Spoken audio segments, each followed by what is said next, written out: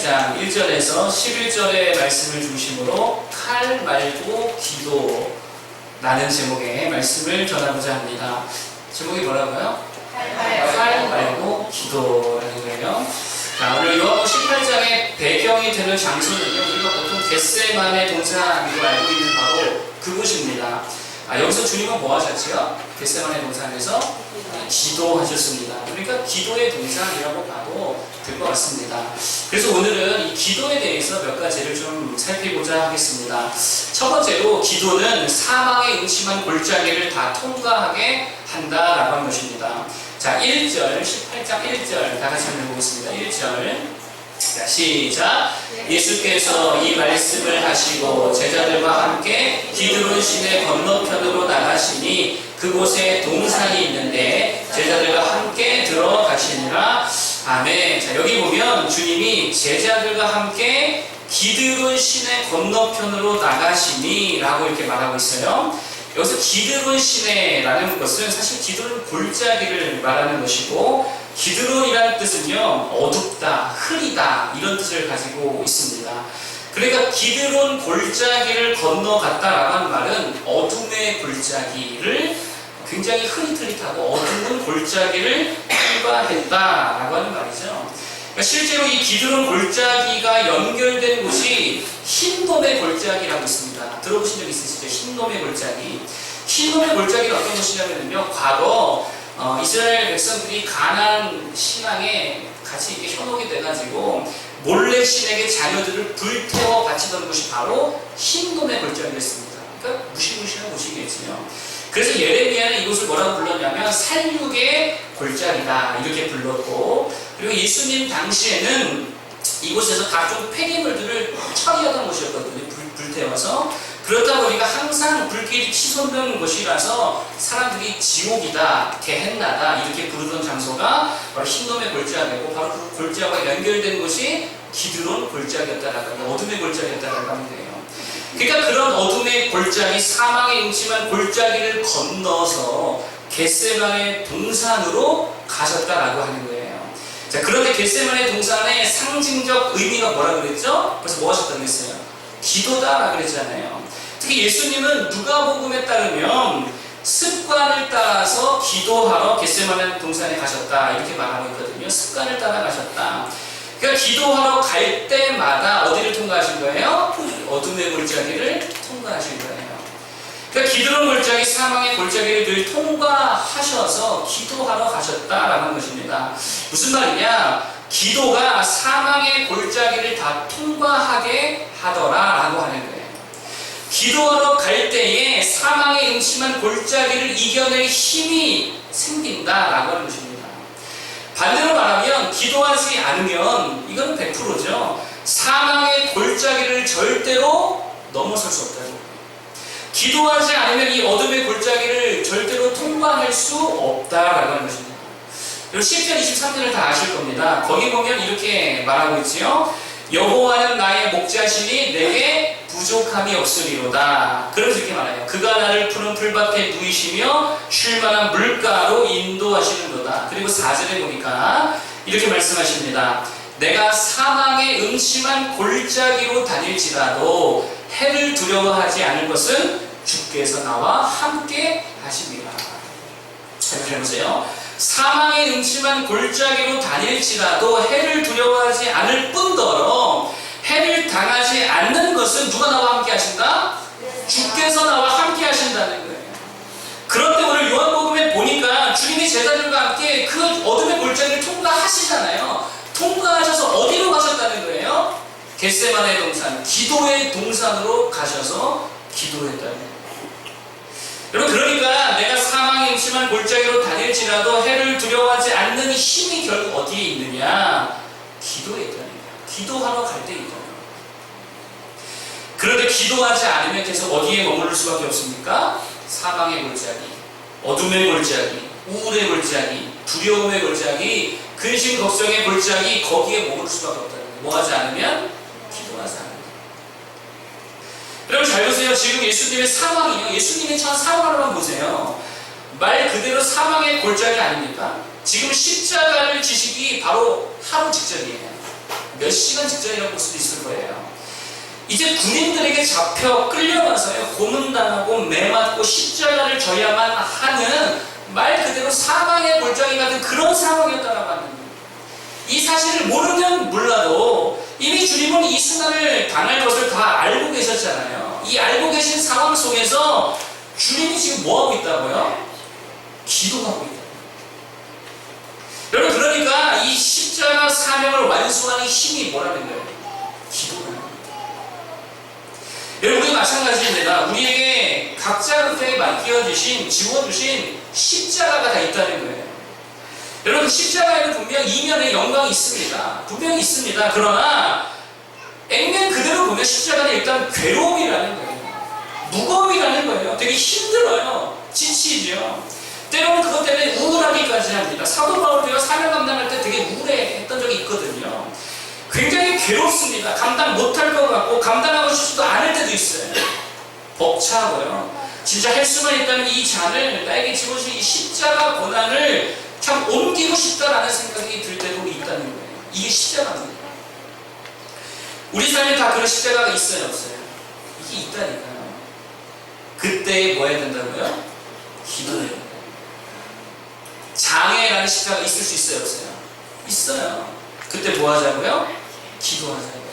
가난이라는 십자가 마찬가지죠. 또 관계에 있어서 그게 부모와의 관계든 자녀와의 관계든 고부간의 관계든 직장 상사와의 관계든 관계라고 하는 십자가의 짐이 있다고요. 그때 뭐 하자고요? 기도하자고요. 그때 통과할 수 있다는 거예요. 또 건강의 십자가 있을 수 있죠. 진짜 지기 힘들고 벅차고 괴로운 십자가가 우리 삶에 다 있다는 거예요. 그럴 때 기도할 수 있기를 바랍니다. 기도만이 십자가를 지게 하는 힘이 될 줄로 믿습니다. 우리에게 감당케 하는 능력이 뭡니까? 이게 기도라는 거예요. 기도하는 게 힘이고요. 기도하러 갈 때에 힘이 생긴다라고 하는 거예요. 기도로 십자가 될 수 있는 것도 되게 축복합니다. 네. 여러분, 고민한다고 사망의 골짜기 통과하는 게 절대 아닙니다. 걱정한다고 통과하는 것도 아니라는 거예요. 그렇다고 막 방치하고 현실 부정한다고 해서 모른 척한다고 해서 될 것도 아니라. 여러분, 그냥 이건 정답입니다. 공식입니다. 외우시기 바랍니다. 기도하면 사망의 골짜기 다 통과한다는 거예요. 네. 기도하시기 바랍니다. 네. 질병에 걸렸습니까? 뭐 하자고요? 기도. 공식이라는 거죠. 사업이 어려울 때 뭐 하자고요? 기도. 관계 문제 생겼다, 갈등이 있다, 뭐 하자고요? 기도. 무조건 기도하면 다 통과하게 될 줄로 믿습니다. 그러면 십자가건 백자가건 다 통과할 수 있게 될 줄로 믿습니다. 배우 윤석아 씨라고 아시는지 모르겠어요?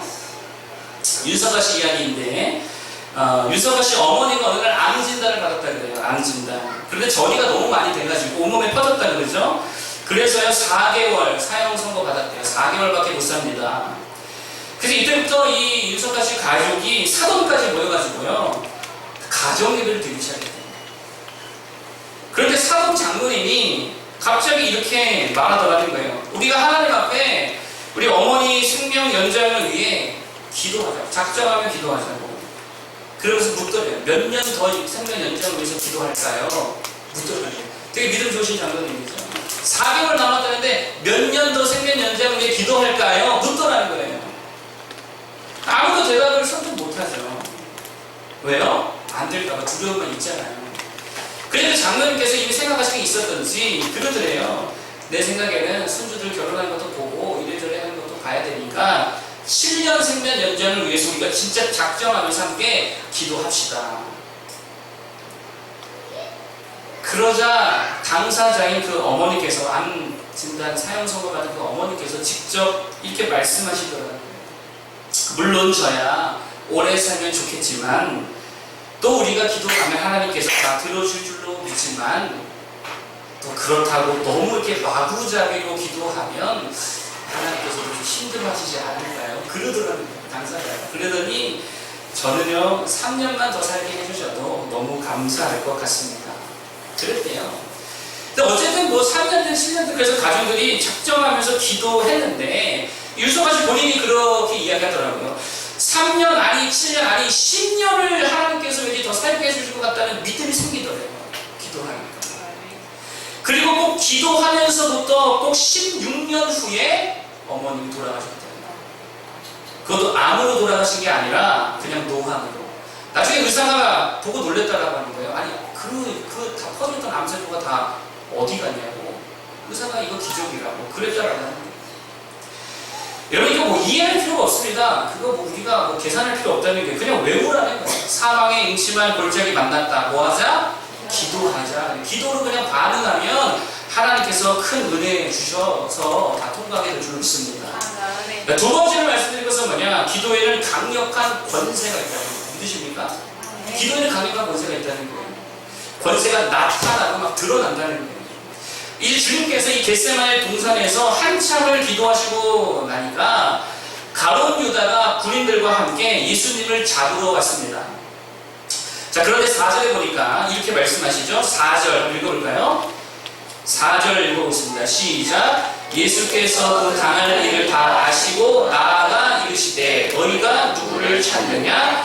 아멘. 또 잘 보세요. 예수님께서 안 잡히려고 도망 다니다가 잡힌 게 아니라요. 주님이 친히 마중 나갔어요. 가룟 유다가 자기 잡으는 거 아시고 마중을 나가셨습니다. 그리고요 먼저 물으세요. 너희가 누구를 찾느냐? 주님이 먼저 물으세요. 그래서 그들 중에 하나가 대답하지요. 나사렛 예수다. 대답합니다. 그래서 주님이 대답하십니다. 내가 곧 그니라. 자, 그러자요. 6절은 진짜 이상한 일이 벌어집니다. 6절. 한번 읽어보겠습니다. 6절을. 자, 읽어보겠습니다. 시작. 예수께서 그들에게 내가 그니라 하실 때에 그들이 물러가서 땅에 엎드려지는지라. 아멘. 이거 보면서 도대체 무슨 상황이지? 아니 군인들이 예수님 잡으러 와서 예수가 누구냐? 나다. 그랬더니 갑자기 엎어져지더라는 거예요. 무슨 시츄에이션입니까? 갑자기 예수님을 잡으러 온 자들이 다 땅에 엎어지더라는 것입니다. 여러분 이상하지 않으세요? 뭐 초능력입니까? 갑자기 왜 다 엎어지느냐는 거예요. 우리가 이유를 다 알 수 없지만 주석받은 건 다 몰라요.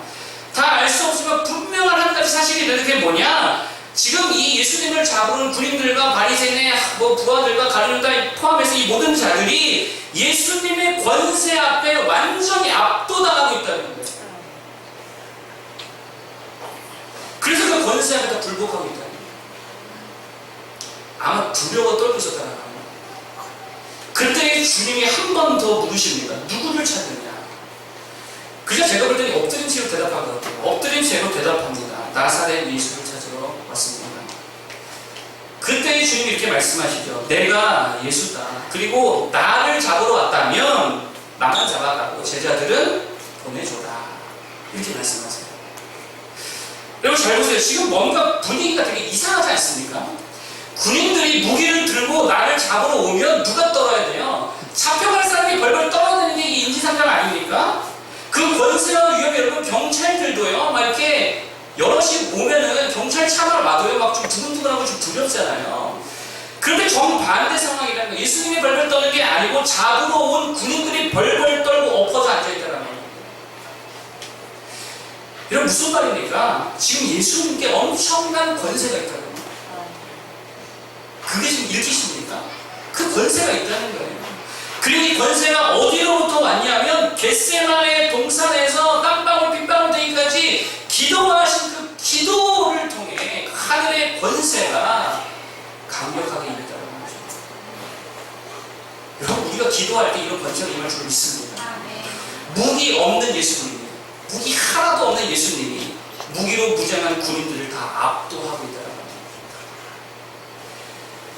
여러분 권세가 뭡니까? 권세는요 이런 거예요. 결국 주도한다는 거예요. 누가 주도할까요?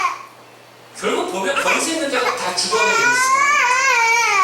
부부 사이에 누가 주도하십니까? 권세 있는 사람이 주도해요. 권세 있는 사람이. 연인 사이도 마찬가지죠. 누가 주도해요? 권세 있는 자가 주도해요. 그런데 기도할 때에 이 주도하는 권세를 주신다는 거예요. 오늘 주님을 보세요. 다 주도하고 있잖아요. 제자들은 보내줘라. 나만 잡아가라. 주님이 대화도 주도하고 모든 상황을 다 주도하고 있다는 거예요. 이게 권세라는 거예요. 여러분 우리가 기도하면 주도하는 권세를 주실 줄 믿습니다. 여러분 왜 우리가 자꾸 죄에 끌려다니고 사람에게 끌려다니고 돈에 끌려다니고 술에 끌려다니는 줄 아십니까? 왜 내 삶을 그런 것들이 주도하고 있는 줄 아십니까? 기도하지 않아서. 기도하지 않으니까 내게 아무런 권세가 없다는 것입니다. 그러니 개나 소나 마귀나 귀신이나 다 와가지고 내 삶을 이리저리 흔들고 휘두르고 있다는 겁니다. 뭐하지 아니하면? 기도하지 아니하면 아무 권세가 없다는 거예요. 여러분 잘 보세요. 오늘 예수님 잡으러 온 자가 누구냐면 가룟 유다입니다. 그런데요, 가룟 유다는 지금 뭐에 인생 휘둘리고 있냐면 돈에 휘둘리고 있다는 거예요. 은 30냥에 자기 스승 예수님을 팔아넘기고 있잖아요. 돈에 휘둘리고 있고 돈이 그의 인생을 주도하고 있다는 거예요. 돈에 대하여 권세를 행사하는 것이 아니라 돈이 내 삶을 꽉 쥐고 나를 흔들고 있다는 거예요. 주도권을 누가 가지고 있다고요? 가룟 유다는 돈이 갖고 있다는 거예요. 여러분 그런데 성경에 보면 제가 좋아하는 사람입니다. 마리아가 나와요. 마리아는요, 예수님을 보더니요, 예수님의 발에 3천만 원어치 향유를 들이붓습니다. 할 수 있겠어요? 3천만 원어치 향유를. 여기 이 행동의 의미가 뭔지 아십니까? 헌금하라는 거 아니에요. 주도권이 누구에게 있느냐는 거예요. 주도권이 돈에게 권세를 내어주는 것이 아니고 돈에 휘둘리는 게 아니고 믿음의 사람이 돈을, 재물을 주도하고 있다는 거예요. 이게 기도하는 자들의 권세라는 거죠. 여러분 정말입니다. 뭐든지 돈으로 결정하지 좀 않았으면 좋겠습니다. 기도로 결정해야지. 믿는 자들이 기도로 결정해야지 왜 돈이 결정하게 합니까? 뭐 하나님의 자녀들이 맨날 돈으로 결정하는 거예요. 애들 꿈도 돈 많이 버는 걸로, 직장도 돈 많이 주는 대로, 공부도 돈 더 벌려고, 교회도 결국 뭐 하려고 다녀요? 돈 잘 벌려고, 축복받으려고. 그러면 돈이 신이지 어떻게 하나님 믿는다고 말할 수 있겠어요? 그게 아니라는 거예요. 돈뿐이 아닙니다. 어떤 사람은 맨날 여자에게 끌려다니고, 어떤 사람은 맨날 남자에게 끌려다니고, 맨날 애들한테 끌려다니고, 맨날 시부모에게 끌려다니고. 여러분 교회도 무슨 허락받고 다닙니까? 그거 아니잖아요. 하나님이 허락했으면 그만이죠.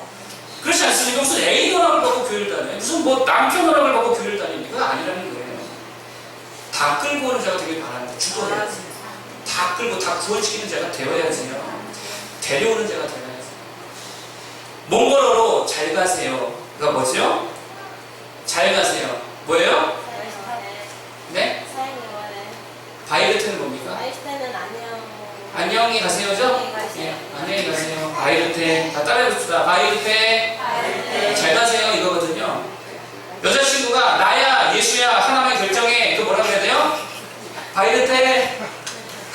이런 줄 알아야 거죠. 그렇습니까? 그래야 된다는 거예요. 예수님이랑 자기가 결정을 하는데 그런 여자 바이르테 해야죠. 그 정도 믿음이 있어야죠. 오늘 교회 가면 오빠 앞으로 절대 우리 집에 못 온다. 뭐라고 하자고요? 바이르테, 나 주님 집이 더 좋아. 니네 집 바꿔도 돼. 이래야죠. 남편이 너 교회 가면 앞으로 생활비 안 준다? 뭐라 그러자고요? 바이르테, 우리 주님 생활비 다 주시는데 네 것도 다 주님 건데 이럴 줄 알아야죠. 맨날 거기 쩔쩔매고 그거 아니라는 거예요. 그 힘이 어디서 온다고요? 기도할 때 오요. 기도할 때 감격이 생기고 기도할 때 그렇게 할 수 있는 권세가 생길 줄로 믿습니다. 기도하는 자들 되기를 축복합니다. 또 한 가지 기도하면 어떤 것을 주시냐면 세상이요, 기도하는 자들 두려워한다는 거예요. 세상이 기도하는 자들은요, 그 무의식중에 두려워한다니까요. 자, 오늘 본문에서도요, 예수님을 지금 군인들이 다 두려워하고 있잖아요. 말 한마디에 다 엎드려져 버리잖아요. 이게 기도 권세라는 거예요. 엘리자베스 1세가 이렇게 말했습니다. 500개의 나팔 소리보다 존 낙스 한 사람의 설교가 더 두렵다. 무슨 말입니까? 군대보다 존 낙스 한 사람이 더 무섭다는 거예요. 군대보다 한 대대 정도 될까요? 500명이면? 대대? 연대 정도 될까요? 한 연대 대대보다 기도하는 한 사람, 존 낙스가 나는 더 두렵다. 이렇게 말했어요. 이게 기도의 권세라는 거예요. 사도행전의 초대교회의 특징이 뭐냐? 그들은요, 엄청나게 기도했습니다. 오로지 기도에 힘씁니다. 이렇게 말하거든요. 엄청나게 기도했어요. 그때의 성경이 이렇게 말하죠. 제가 읽어드릴게요. 그들이 사도의 가르침을 받아 서로 교제하고 떡을 떼며 오로지 기도하기를 힘쓰니라. 그 다음 구절입니다. 사람마다 두려워하는데 사도들로 말미암아 기사와 표적이 많이 나타나니. 사람들이요, 믿는 자들을요 두려워했다는 거예요. 근데 그들의 특징이 뭐라고요? 오로지 기도하기를 힘쓰니라. 그럴 때 세상이요 그들을 두려워하더라는 거예요. 여러분, 마귀가 누구를 제일 두려워할까요? 군대를 무서워할까요? 정치인들 무서워할까요? 좌파, 우파 무서워할까요? 지식인들, 성경학자들, 박사들 무서워할까요? 뭐 똑똑한 걸로 치면 마귀가 더 똑똑하겠죠. 지식으로 쳐도 누가 더 많아요? 마귀가 더 많겠죠. 근데 누구를 제일 두려워할까요? 기도 많이 하는 자들 두려워한다는 거예요. 왜요? 마귀는 기도해요, 못해요? 마귀는 기도 못해요. 마귀는요 다른 것에 다 있습니다. 물질 권세 있고요, 세상 권력 쥐고 있고요, 지식의 능력이 있고요, 각종 뭐 가진 권력이 얼마나 많은지 몰라요. 그런데 딱 하나 없는 권세가 있는데 그게 무슨 권세냐? 기도의 권세, 예수의 권세. 이거 마귀는 없어요. 그러니까 이걸 제일 두려워하더라는 거예요. 여러분, 오늘 예수 잡으러 온 자들과 같이 기도 권세 앞에는요 마귀가 다 굴복할 수밖에 없다라는 것입니다. 여러분, 야곱이 삼촌 라반의 집에서 나와서 이제 아버지 집으로 가게 되었는데 그때에 종들이 이렇게 보고를 하게 되었습니다. 어떤 보고냐면 저 멀찌감치서 에서가 400명의 기마병을 이끌고 오고 있다는 거예요. 에서가 누구냐면 야곱의 형인데 야곱에게 속아서 아버지 축복을 빼앗긴 후로 야곱을 죽이려고 이를 바득바득 갈고 있던 형이 에서였습니다. 근데 그 에서가 400명의 군사를 이끌고 오고 있다는 거예요. 이때 야곱이 뭐 했습니까? 약복강가에서 홀로 밤이 새도록 기도했습니다. 기도의 씨름을 준비했습니다. 그랬을 때 어떻게 되었냐면 극적으로 형과 화해가 되더라고요. 이거 말로 설명이 안 되는 거거든요. 근데 가만히 제가 이 말씀들을 묵상해 볼 때에 내가 에서 입장에서 생각해 봤어요. 에서가 막상 야곱을 만나니까 야곱이 엄청난 거부가 되어 있는 거예요. 재산이 어마어마하고 종들이 어마어마하고 그거 보니까 한편으로 두려운 마음이 있을까요, 없을까요? 한편 있다는 거예요. 내가 야곱과 전쟁하면 잘못될 수도 있고 이런 마음이 있을 수도 있다는 거예요. 그러니까 그냥 화해하더라고요. 사울이 왜 소년 다윗을 그토록 두려워했을까요? 사실 사울 왕에게 없는 권세가 다윗에게 있었는데 그게 뭐냐? 그게 바로 영적 권세, 기도의 권세였다는 거예요. 사울이 그게 자기는 없으니까 질투하고 두려워하더라는 거죠. 에스더서 읽어보십시오. 거기에 하만이 결국 굴복하게 되는데 굴복하게 된 권세가 뭐예요? 에스더와 모르드게 유다 민족들이 뭐 했습니까? 금식하며 기도했을 때 하나님은 절대 못 이기더라는 거예요. 여러분, 기도하시기를 바랍니다. 그러면 세상이 두려워한다는 거예요. 기도하는 대로만이 응답이 다 돼보세요. 남편이 그거 안 두려워하나. 기도하는 사람에게 절대로 함부로 하지 못한다는 거예요. 권세가 있기 때문인 줄로 믿습니다. 그 권세가 가지면 다 주도할 수 있게 된다는 거예요. 절대로 끌려다니지 않습니다. 기도해서 이 권세로 살아가는 모든 주의 백성 되기를 축복합니다. 마지막 세 번째로 말씀드릴 것은 이제 기도하지 않으면 어떻게 되냐, 이걸 좀 말씀드리기 원합니다. 한마디로 말하면 기도 안 하면은요 그냥 더 꼬이게 된다는 거예요. 더 꼬이게 된다. 여러분, 사실 겟세마네 동산에서 주님이 기도하실 때에 제자들이 함께 있었습니다. 근데 제자들이 뭐 했죠? 그들은 기도 안 했어요. 예수님은 기도하셨는데 제자들은 기도 안 하고 잠만 푹 잤습니다. 그래서 주님이 그 유명한 말씀하시잖아요. 마음에는 원이로되 육신이 약하도다. 어떤 분은 주님이 그래 이해한다 이렇게 풀기도 하시는데요. 내가 보기에는 이해하는 게 아니고요. 그냥 좀 비꼬신 것 같아요. 야, 그렇게 약해서 되겠냐? 기도 좀 해라. 이런 거 같다는 생각이 듭니다. 어쨌든 제자들은 주님이 기도할 때 기도하지 않았다는 거예요. 자, 그러자 오늘 본문에 보면 베드로가 예수님의 십자가 사명을 이루는 일에 도움이 됩니까? 지금 방해가 됩니까? 방해되고 있다는 거예요.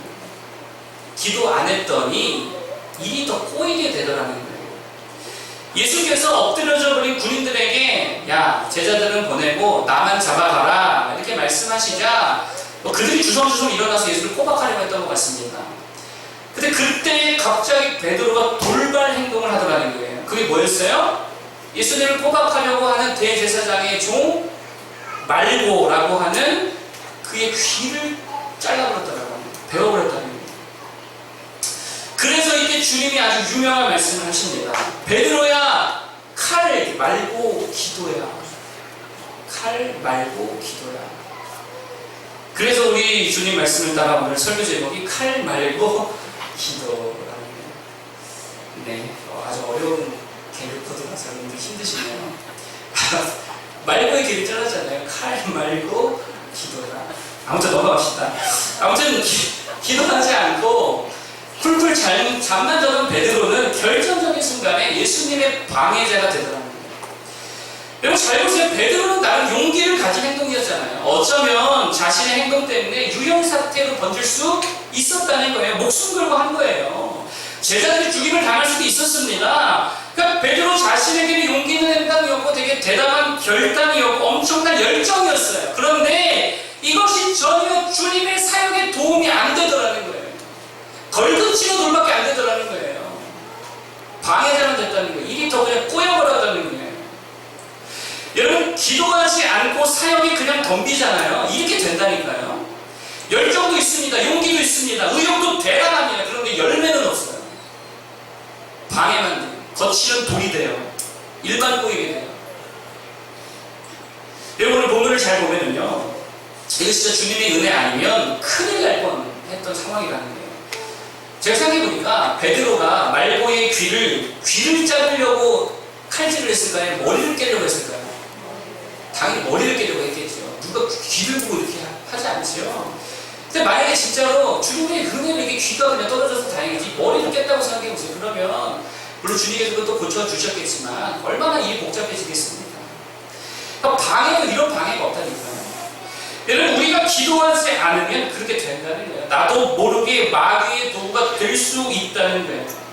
내 혈기, 내 열심, 내 교만을 기도로서 다 죽여버리고 기도로서 다 저려버리지 않으면 그게 언제라도 올라와서 주님의 일에, 주님의 사역에 방해가 될 수 있다는 것입니다. 그래서 제가 이 지점에서요 되게 궁금한 게 하나 있더라고요. 이게 뭐냐면 베드로가 왜 칼을 차고 있었지? 이 생각이 드는 거예요. 베드로가 왜 칼을 차고 있었지? 사실 이날 가룟 유다와 군인들이 예수님을 잡으러 오리라는 거 알았어요? 몰랐어요? 몰랐거든요. 몰랐는데 어떻게 칼을 차고 있었지? 사실 이거는 여러분 베드로가 늘 칼을 차고 있었다는 거예요. 물론 단칼이죠. 늘 칼을 가지고 있었다는 것을 의미합니다. 그러니까 아마도 베드로는요 적어도 호신용으로 단칼 하나쯤은 가지고 있어야 된다 이렇게 생각했을지도 모르겠어요. 근데 저는 이게 기도하지 않는 자들의 아주 전형적인 모습이라고 생각합니다. 이게 뭐냐, 칼이라고 하는 보험 하나쯤 있어야 된다는 거예요. 급할 때 나를 지켜줄 호신용 칼 하나 정도는 있어야겠지. 기도도 물론 해야 되지만 사실 급할 때 나를 지켜주는 것은 지갑의 돈이겠지. 말은 하나님의 은혜를 말하지만 정작 의지하고 붙들고 있는 건 내 힘, 내 경험, 내 돈, 내 커리어, 내 인간관계. 그런데 늘상 그 칼집에 칼을 꽂아놓고 있는 거예요. 이거 없으면 불안해서 못 살아요. 지갑에 돈 떨어지면 불안해서 못 사는 거예요. 인간관계 망가지면 불안해서 못 사는 거예요. 한 개척교회 목사님과 통화를 했습니다. 교회가 굉장히 어려운데 여전히 어렵다는 말씀을 하셔서 제가 좀 마음이 아팠어요. 그런데 그럼에도 불구하고 좋은 소식이 있다고 말씀하시면서 이번에 임대 아파트가 되었대요. 그래서 이사를 가게 되었다는 거예요. 아, 축하한다. 잘 풀리는 일도 있네요. 근데 제가 궁금하잖아요. 나도 이제 나중에 임대 아파트도 할 수 있을지 모르니까 임대 아파트 혹시 보증금이 없나요? 물었더니 있대요. 한 8천만 원 되더래요. 여차저차해서 마련해서 들어갔다는 거예요. 제가 물었습니다. 교회는 어떻게 하실 건데요? 그러자 교회 건물은 얻을 돈이 없으니까 그냥 사무실 같은 거 작게 얻어가지고 한 30, 40 월세 되는 거 얻어서 그냥 해보겠다 그러시더라고요. 보세요.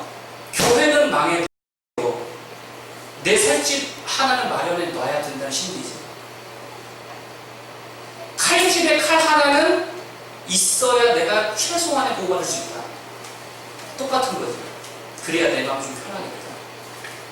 그래야 급할 때 그 칼로 나를 보호할 수 있다. 그러니까 사실 기도보다 뭐를 더 의지하는 거예요? 칼을 더 의지하는 거예요. 베드로는. 여러분 잘 보세요. 우리가 왜 기도 안 하는지 아십니까? 칼집에 칼 있으니까 안 해요. 지갑에 돈 있으니까 안 해요. 노후대비 다 되어 있으니까 기도 안 하는 거예요.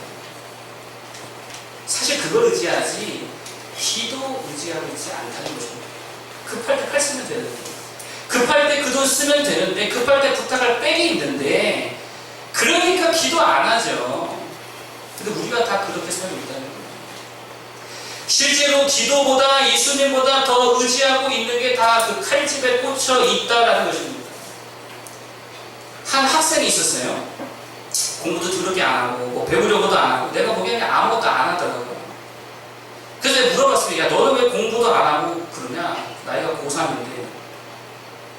아무것도 안 해. 그랬더니, 뭐라 그러냐?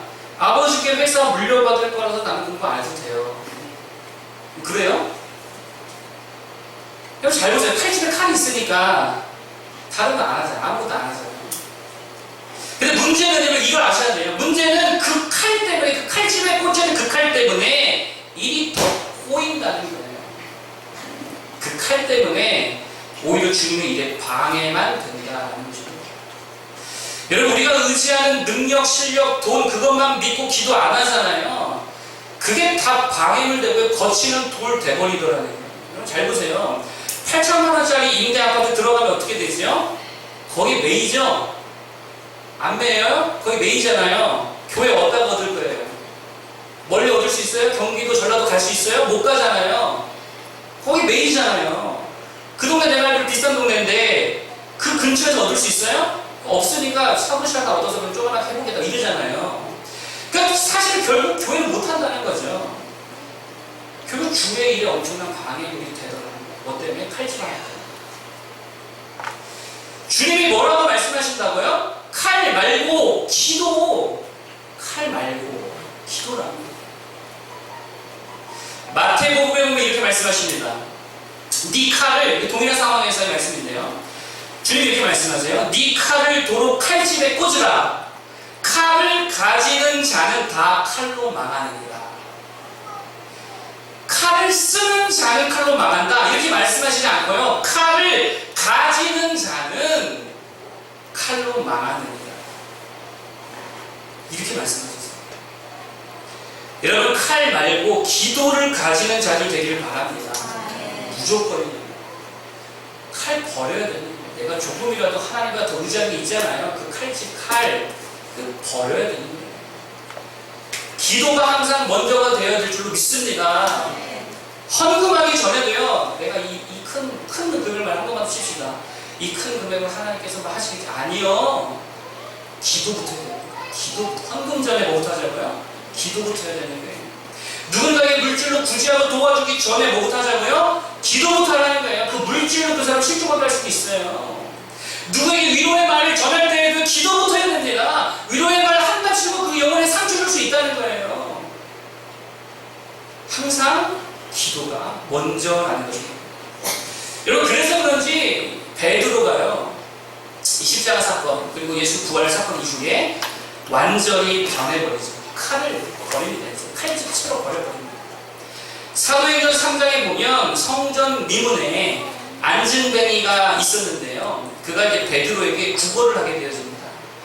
그때 베드로가 그 거지에게 안진뱅이 하는 말이 뭐냐? 금과 은은 내게 없거니와 내게 있는 것으로 내게 주노니 곧 나사렛 예수 그리스도의 이름으로 일어나 걸으라. 이제는 칼 없다는 거예요. 금도 없다는 거예요. 은도 없다는 거예요. 뭐밖에 없어요? 기도밖에 없다. 이때의 베드로가 어디 가고 있던 중인지 아십니까? 성경에 이렇게 말하고 있어요. 제9시 기도 시간에 성전에 올라가 있어요. 기도만 하면 잠만 자던 우리 베드로가 달라졌다는 거예요.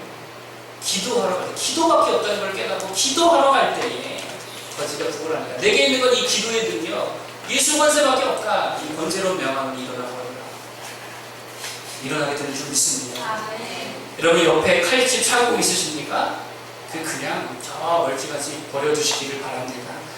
기도 없이 돈으로, 기도 없이 지식으로, 무슨 경험으로 하나님의 나라를 세우려고 있습니까?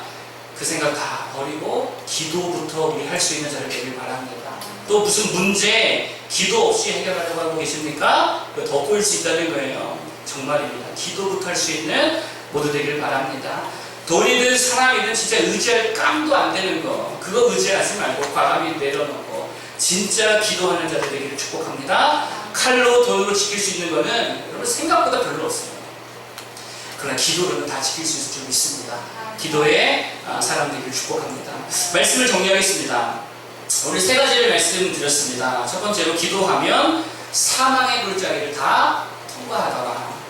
기도하러 가기만 해도 정말입니다. 어둠의 골짜기, 사망의 골짜기를 다 넘어가게 될 줄로 믿습니다. 기도하는 발걸음 되기를 축복하고요. 두 번째로 기도하면 권세를 주십니다. 주도하는 권세. 죄의 세상의 사람에게 돈에 막 끌려다니는 인생이 아니고 주도하는 인생, 예수 권세를 주도하는 인생, 그리고 세상이 두려워할 만한 영적인 권세를 가지게 될 줄로 믿습니다. 마귀는 누구 두려워한다고요? 기도하는 자 두려워한다고요. 여러분 기도하면 마귀에게 속하고 다 떠나가게 될 줄 믿습니다. 기도하기를 바랍니다. 세 번째, 기도하지 않으면 일 덧보인다는 거예요. 주님 앞에 방해가 된다는 거예요. 거칠은 돌 될 수 있다는 거예요. 기도 없이 실력만으로 안 됩니다. 팀 분위기가 망치죠. 기도하는 분들에게 축복합니다. 내게로부터 눈을 돌려 우리들의 찬양 155장